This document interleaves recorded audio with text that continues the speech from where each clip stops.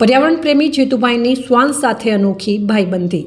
હાલના મોડર્ન યુગની પરિભાષા પોતાનું સ્વાર્થ અને વૈભવી જીવન બની રહી છે, ત્યારે પ્રકૃતિના ખોળે સદાય પોતાની સવાર ખીલવતા પર્યાવરણ પ્રેમી જીતુભાઈએ વર્ષોથી પોતાના ઘરથી દૂર રહી વન્યજીવને પોતાની જીવન પ્રણાલી બનાવી ઋષિવનમાં જ રહેવાનું પસંદ કર્યું છે।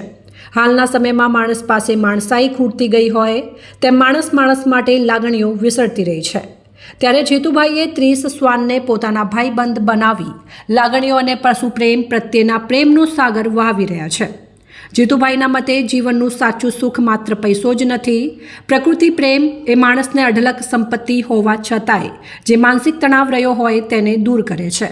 માણસ પોતાનો ખોરાક છીનવીને પણ લઈ શકે છે, જો કે પશુઓ માટે હાલમાં જંગલ વિસ્તારો ઘટી જતા ખોરાકનો શોધ પણ મુશ્કેલ બને છે।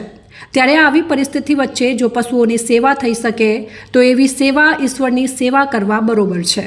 સામાન્ય રીતે શ્વાન વન્યજીવમાં ગણતરી કરાય છે, ત્યારે જીતુભાઈ સાથે જોવા મળતા શ્વાન એટલે કે ડોગ કદાચ માણસને પણ શરમાવે તે રીતે તેમને દરેક શ્વાન માટે રોટલા, રોટલી, મહાપ્રસાદ, શીરો, બિસ્કિટ જેવા ખોરાક જીતુભાઈ પોતાના હાથે આપે તો જ તે ખોરાક ખાઈ રહ્યા છે। હાલના મોડર્ન યુગમાં માણસાઈ જ્યાં ભૂલાઈ રહી છે, ત્યાં પર્યાવરણ પ્રેમી જીતુભાઈએ 30 શ્વાન માટે ભાઈબંધી બાંધી છે। જીતુભાઈ બહારથી આવે અને ગાડીનો હોર્ન વાગે ત્યારે પાર્કના દરેક શ્વાન એમના બંગલે પહોંચી જતા હોય છે, અને જ્યારે જીતુભાઈ બહાર કોઈ કામ માટે જાય તો એમના બંગલાની બહાર આ શ્વાનો રખેવાળી કરે છે।